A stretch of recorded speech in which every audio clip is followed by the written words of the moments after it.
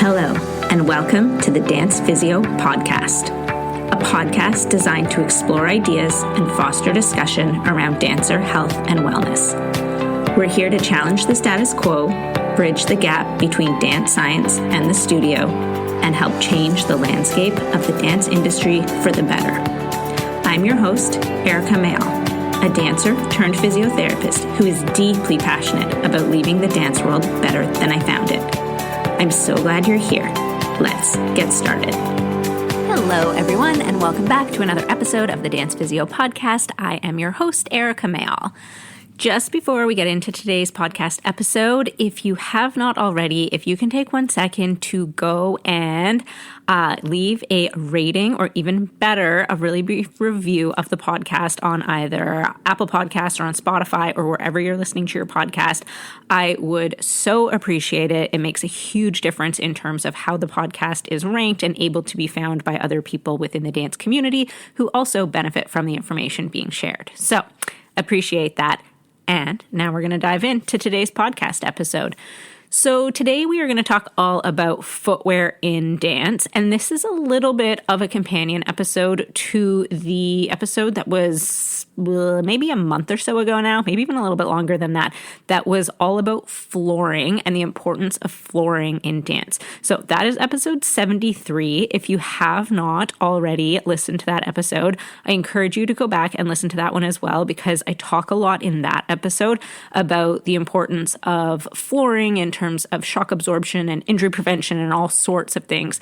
And we cannot talk about flooring in dance without also talking a little bit about the footwear in dance, because they kind of go hand in hand and they interact with each other in terms of how our body interacts with our environment. It is through our footwear or through our flooring. So today we are going to explore and dive into a bit more on the footwear side of things. But like I said, if you haven't listened to the flooring episode, I encourage you to go do that as well, because they definitely do complement each other in that regard. So why do we care about footwear in dance? Well, like I alluded to, it is often the way that our body interacts with our environment as dancers. So more often than not, it is our feet that is interacting with our environment. And if we have footwear on, it is that interaction, that it is through that medium that that interaction is happening. Footwear has become a little bit of a controversial topic in the dance world in, I don't know, we'll say recent years. I don't know how long. And you'll see this in online forums and discussion groups and even just like at competitions and stuff, where people have very strong opinions about whether dancers should or should not be wearing shoes, or especially what types of shoes, if they're wearing just turning shoes like a turner or one shoe. That's probably the most controversial, is you'll see dancers sometimes, especially in the competition scene, who have one a shoe on one foot that is like their turning foot usually, and then not on the other. So I just want to preface this episode by saying I am not going to get into any of that controversy in terms of some of these things that are maybe largely more opinion based than anything else, and maybe personal preference and all of that. So I will keep my opinions to myself with regards to those types of things when it comes to footwear in dance. And what I want to dig into or dive into a bit more today is really more of the actual kind of science, or how it affects our body on a little bit more of the physical level. So just wanted to get that out of the way. I am aware of all of that controversy that is happening, and I will not be weighing in on that today. So just as a little bit of a recap from the flooring episode, one of the reasons we care so much about how dancers interact with their environment is that dance is a really intensive impact sport when we consider how many impact landings dancers have in a class or a rehearsal or a performance or whatever. And there's been lots of research done on this, and I talked about this in the other episode, but essentially we know that dancers will often have 200 or more, sort of 200 plus impact landings, so jump landings, in one class that they're participating in. So it is repetitive and it is high impact when we think about how it is that we are landing from jumps and things like that in dance.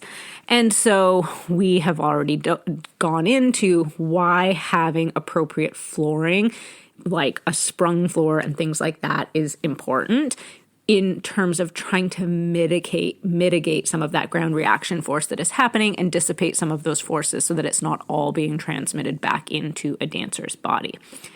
But how does footwear, or where does footwear play a role in this? That's what we're going to look at today.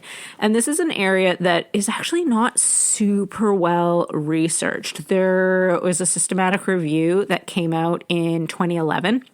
It was published in the Journal of Dance Medicine and Science that looked at specifically footwear. And at that time, they did find, I think it was 16 studies that they were able to include in the systematic review. But the studies, some of them weren't sort of super scientifically rigorous, and they didn't all look at the exact same thing. They were looking at different styles of footwear, and we'll get into that a little bit more in a second. So realistically, that's still quite a small amount of research. They were pretty broad in the inclusion criteria for that systematic review. They were essentially looking at anything that mentioned like footwear and dancers, essentially. So it is an area that there has not been a lot of research done in. So some of the stuff that we're going to talk about today is more based on our theoretical understanding of things and maybe hasn't been looked at, and some of it has been looked at. But like I said, in the systematic review, they had 16 studies that they were able to include, and most of them were based in ballet genres. So the footwear that's been studied the most in dance, unsurprisingly probably, is point shoes. And so they had the most studies included in that systematic review that were based in ballet. And then they had a few studies that looked at other styles of footwear. So for Irish dance or for flamenco, or I think there was jazz included as well. So again, not a super robust systematic review, just in terms of not having a lot of data or a lot of research to pull from. But they were able to conclude, or 11 of the studies that were included in that systematic review were able to conclude that footwear could be a contributing factor in lower limb, foot, and or ankle injuries in dance. So we know that our footwear can actually be a contributing problem or a contributing factor when it comes to injuries in dancers. And in an ideal world, what we would actually want is that our footwear could be protective. And so, like I said, we know that dance is like repetitive impact activity. And just like we talked about in the flooring episode, how we want to have flooring that can help to dissipate some of those forces. In an ideal world, we would want footwear that can also help us to address and dissipate some of those forces. And the reality is that our dance footwear does not do that.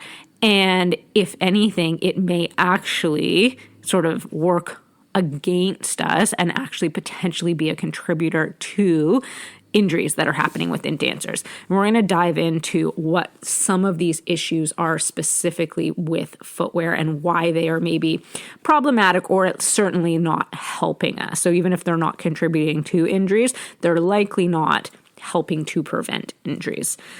So the first issue that we see, and I'm being very general because obviously I realize there's massive amounts of difference between different styles of shoes for different genres of dance. So this is being very general and kind of looking at a more general overview, although I will talk a little bit about some styles. But I just want to say I am very aware of the fact that different dance shoes are designed very differently. But we're going to look a little bit more broadly. So first issue that we see is that dance footwear is usually quite tight, and it is designed to be form-fitting and tight, but that potentially restricts some of the natural motion that occurs in our feet and ankles, or should be occurring in our feet and ankles. We have lots of bones and lots of joints in our feet and ankles, and there should be natural movement that occurs with those for our foot to function optimally. And dance shoes, by their very nature, are restricting a lot of that movement. And one of the things that our foot needs to be able to do from a functional perspective is if we have a mobile foot, and we ideally want to have a mobile foot to have a healthy foot, as we have impact that goes through our foot, we should have a certain amount of, we sometimes call it splaying or flattening or whatever terminology you want to think of. But essentially our arch kind of flattens or lengthens a little bit and our foot splays, and that helps as a bit of a shock absorber. And then as we, and whether this is through gait or through jumping or whatever it is, as we unweight that foot again, we have this little bit of a natural recoil that happens within the foot. And so we kind of like, our arch reforms and we get this recoil that happens, and that is again one of these shock absorbing mechanisms. So we have this sort of period of time where we get this sort of like flattening and recoil. And I think I've talked about this a little bit. There is a podcast episode where I talk about sort of like the form versus the function of the foot. So if you're interested in more of the actual biomechanics of the foot, definitely go check out that episode. I cannot remember the episode number off the top of my head, but I will link it in the show notes for you. So in a healthy foot that is functioning optimally, we have this movement that happens in all of the small bones and joints of our foot that allows for this natural shock absorption kind of capacity to happen. But if we have restrictive footwear on, and so something that's really tight and it doesn't allow the foot to widen or to splay as there's weight being transferred onto that foot, we lose some of that natural shock absorbing tendency. And so we're altering the way that the foot is actually able to mechanically work. And so this is not me saying that everybody should go out and buy dance shoes that are, 4 sizes bigger so that they're baggy on the foot and so that we allow this to happen. That's not necessarily what I'm saying, because there is a reason that dance footwear is restrictive in the sense that it needs to be form-fitting to the foot so that it's not like baggy and flying around and things like that. But it is just something to consider when we think about some of the ways that our dance footwear is impacting our foot. Also, although I am not proposing people go buy shoes that are way too big and things like that, we do want to make sure that we're being fitted correctly for shoes. And this becomes especially important when we're looking at point shoe fit. And this is the reason why there are hundreds, if not thousands, of different styles and models of point shoes on the market, is we want to make sure that it is the most optimally fit to a dancer's foot. So although we know that it is not going to allow totally natural mobility, it is still going to restrict the foot, we want it to be the least amount of problematic, if that makes sense. So we do want to make sure that we have dancers who are wearing shoes that are fitting correctly. And a lot of times this can be an issue with like the width of shoes. So if you have a dancer who has a wider foot naturally, some brands of dance shoes come in wider widths and some do not. And so we do want to try and make sure that we have dancers who are in the best fitting and best size shoe for them, knowing that they're still going to be slightly restrictive and potentially a little bit problematic in that sense. So that's the first issue that we see in dance shoes, is the restriction of motion that is potentially happening at the foot. The second issue that we see is dance shoes generally lack shock absorption qualities. And this has a lot to do with the thickness of the sole in a dance shoe. So if we think of an athletic shoe, whether that be for a court sport like basketball or something, or a running shoe or whatever, they generally have a thicker sole on them. And one of the things that thicker sole can allow for is more shock absorption and more support coming from the shoe. There has been a trend in past years of like almost going to like the extreme end of that, where you saw shoes for a while that were like, they almost look like moon shoes, like they were like really crazy big cushiony soles. And those actually are problematic in their own right and maybe have their own set of problems. But dance shoes are on the other end of that spectrum, where we have very, very thin soles in our shoes. And it doesn't matter what style of shoe, like whether it is a ballet shoe or a jazz shoe or an Irish shoe or what have you, the soles on them are really, really thin. And there's a reason for that. And it has to do with our ability to be able to feel the floor while we're dancing. Like I talked about before, our shoes are one of the ways that we interact with our environment and that our feet can actually interact with our environment. So we want to be able to feel the floor. It is one of the things that is necessary for some of the stuff that we are doing in dance. But the trade-off of that is that these really thin soles generally do not offer a lot of options from a shock absorption perspective. So we're not able to rely on the footwear as much as we potentially can in other sports, which again, why flooring is so important and goes hand in hand with this footwear is that we need to know that we aren't going to be shock absorbing as well from a shoe perspective, that they just don't really have that same ability to build in shock absorbing properties when the sole of it is staying really thin for dancers to be able to feel the floor.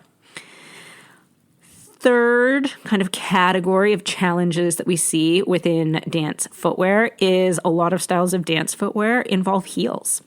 And so whether that is ballroom styles or flamenco or even tap shoes with heels or character shoes or heels dance has just become like in and of itself, it's its own genre now and has become really popular.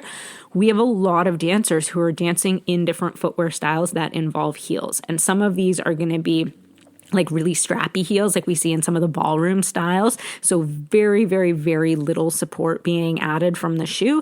Some of them are a little bit more robust or maybe a wider heel, like a tap shoe. You might have like rather than a stiletto style tap shoe, you might have more of a square chunky heel. So it might not be as much of a like high and narrow heel.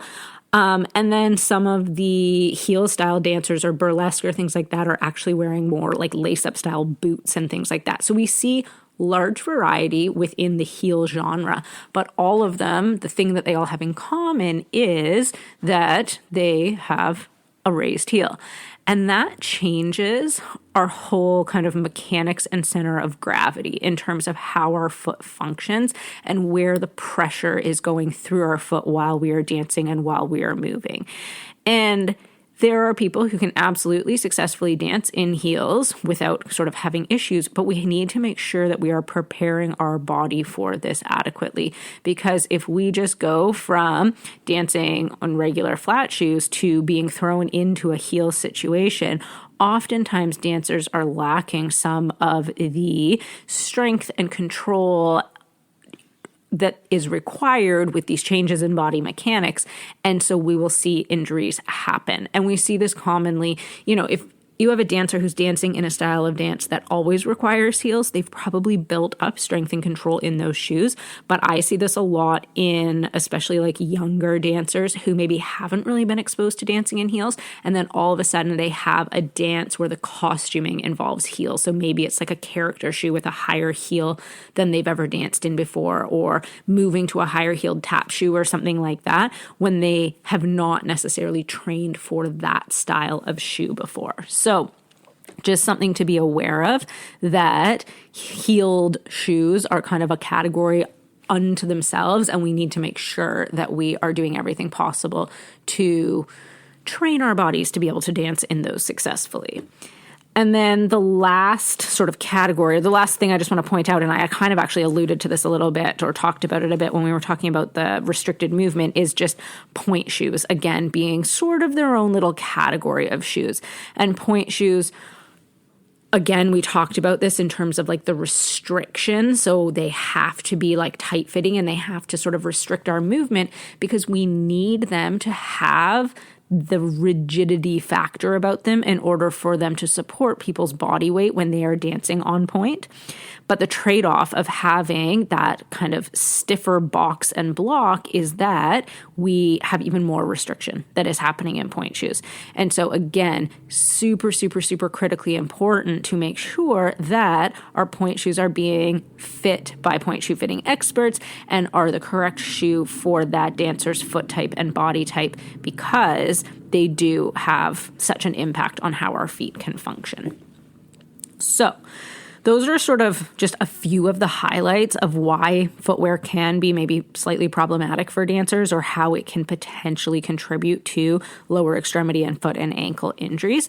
But I will say that efforts are being made on a lot of fronts to try and improve this. So there are companies out there who are looking at redesigning dance footwear to try and improve some of these issues, to try and have a little bit more support or shock absorption, or potentially more like freedom of movement within the shoe, so the foot can function a little bit more like an actual foot and not be restricted and things like that. So I don't know that anybody has hit the jackpot yet when it comes to some of this like R&D when it comes to dance footwear, but I do know that it is an area that is being looked at a lot right now. And I know that there are point shoe brands that are looking at how can we redesign or switch up or tweak designs of point shoes to make them more advantageous for the dancer. I know there are soft shoe ballet companies that have looked at adding more arch support, for instance, inside of a soft shoe ballet shoe. I know there are heels companies that are looking at how do we provide the most amount of support for a dancer's foot. So I don't know all the ins and outs of this, and I'm certainly not going to like endorse a certain brand or anything like that right now from a footwear perspective, but just something to sort of keep on your radar or be aware of is that this is something that people are looking at. But at the end of the day, dance shoes are dance shoes, and we are probably not going to fundamentally change the structure or design of them a lot. And some of that has to do with what I was talking about before. For aesthetic reasons, we can't have shoes that are like flopping around on our feet while we're dancing, and for practical reasons, but also largely for aesthetic reasons. And like I said, the trade-off of having that thinner soled shoe so that we can feel and interact with our environment is that we really do struggle to provide a lot of shock absorption or support in the shoe. So I am not 100% sure that we will ever get there from a footwear perspective where it is going to be, drastically change the game when it comes to dance footwear. But I do think we can make some small tweaks and small changes, and companies are already looking at that. That will make a difference. So if we cannot drastically change the footwear, and we know that we're going to continue to dance in dance footwear because we're still going to wear ballet shoes and we're still going to wear point shoes and we're still going to wear tap shoes with heels and all of that type of stuff, what can we do to try and minimize or mitigate some of these potential issues that we see with footwear? So we want to make sure that we are taking the best care of our feet possible when we are not in our dance shoes. So when we're in dance shoes, I sort of try and encourage dancers not to worry too much, apart from making sure that we are fit correctly and you're in, the appropriate width shoe and all of that type of thing.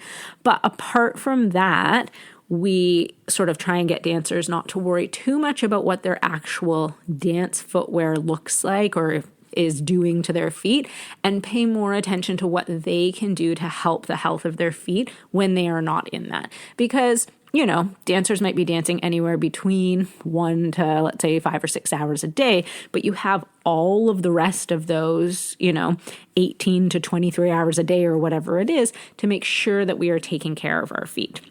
So one of the first things that we can do is make sure that our non-dance footwear is the most appropriate footwear for our feet. And what I mean by that, because everybody has different feet and everybody has different ideas of what their footwear should look like, but we want to make sure that we are wearing footwear that is ideally not too restrictive. And a lot of what we see with mainstream kind of fashion footwear is often very restrictive for our feet and has oftentimes really narrow toe boxes. You'll see these really slim designs of shoes and very narrow designs. And those might not be ideal for a dancer who already has their feet inside restrictive shoes while they're dancing. We probably want to encourage our dancers to wear what is in the footwear industry deemed maybe a more natural footwear, or sometimes they're called barefoot shoes, they're called natural footwear. They have all sorts of different names, but essentially what a lot of these shoes are looking at, or how they're being designed now, is with a much wider toe box that more closely mimics what an actual foot looks like. And there's loads of information on this online and in all sorts of other areas. And I don't want to get too bogged down with this whole idea of kind of barefoot shoes or natural shoes. But all I will say is for dancers, as much as possible, we want to try and encourage dancers to wear a shoe outside of dance that allows their foot to function properly, allows their toes to splay, allows their intrinsic muscles to activate, and all of those types of things. So we just want to be aware of that.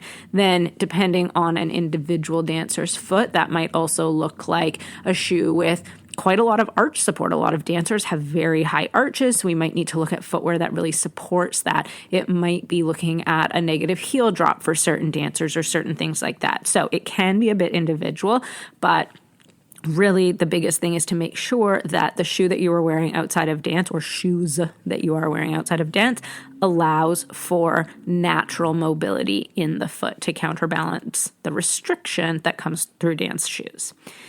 We might want to consider the use of toe separators or toe spacers. These can be really, really beneficial for dancers because, again, our toes are being squished together all the time. We oftentimes end up with a lot of tightness and restriction in through the foot and the intrinsic muscles of the foot. So using toe spacers or toe separators, or sometimes they're called yoga toes, or all sorts of different names for them. Using those when we are not dancing can be a really big game changer for like recovery for our feet. So sometimes I'll have dancers wear these for the first hour after they take their shoes off. Or I know some dancers who wear them like when they're on their way to dance, they'll use them and get their toes all stretched out and kind of separated. And then when they put their dance shoes on, whether it be like heels or a point shoe or whatever, that feels a lot better. I know dancers who also sleep in them. And so, you know, if they're really struggling with their feet being really restricted and their toes being kind of stuck together or just not super mobile through there, using these types of toe separators while they're sleeping can be beneficial. So we might want to consider the use of things like that to really allow the foot to, again, be able to function like an actual foot and not be restricted by this dance footwear. And then finally, we want to make sure that we are maintaining or building, in some cases, adequate foot strength, and specifically strength of the intrinsic muscles of the feet, because these are the ones that work the hardest to be our natural kind of shock absorbers in our foot. They have the ability to kind of cushion the foot and really make sure that the foot is working biomechanically efficiently. So we want to make sure that dancers are working on conditioning those muscles, either building strength if they haven't done it before, or if you have really great strength in those muscles, making sure that you're regularly still doing intrinsic exercises to maintain that strength in the feet. We could also keep talking about this and look at kind of whole body strengthening, and especially like glute strength and core strengthening and things like that, and especially for dancers potentially who are dancing in heels and things like that. But I'm not going to get so much into the nitty-gritty of that right now. I want to focus more on things specifically we can do for our feet. So we want to really consider the footwear we're wearing outside of the dance studio setting. We want to consider maybe the use of toe separators or something to create space between the toes. Some people really like those what are they called? Toe socks, I think. But, you know, like the socks where each toe is in an individual little like compartment. So something like that. I personally hate the feeling of those, so would never wear those socks, but that's a sensory thing on my part. Some people love them. So something like that. And then certainly making sure we're working on the intrinsic muscles of the feet. So those are just some of the things that we can work on and think about doing to counterbalance some of the negative effects of footwear for dance. So, like I said earlier, we know that footwear for dance can be problematic and can potentially contribute to some lower extremity or foot and ankle injuries, but we are probably fundamentally not going to change footwear super drastically. So it becomes really important to think about how we are treating our feet and ankles outside of when we are in our dance shoes. So I'm going to wrap things up there today, but next week on the podcast, I'm going to be chatting with Bree from Opstal Socks, which is a compression sock company who has specifically built compression socks for dancers. So we're going to continue this conversation a little bit but from a slightly different lens. So definitely make sure that you're subscribed to the podcast so you don't miss next week's episode, because like I said, it's almost like part 2 of this week's episode, because we're actually going to look at what are some other things that we can do to potentially help the health of our feet while we are dancing and expecting a lot out of them. So keep your ears out for that episode dropping next Tuesday. And if you have any questions about today's episode, please let me know. You can reach out to me on social media or send me an email. And as always, thank you so much for listening. And I hope you have a great rest of your day.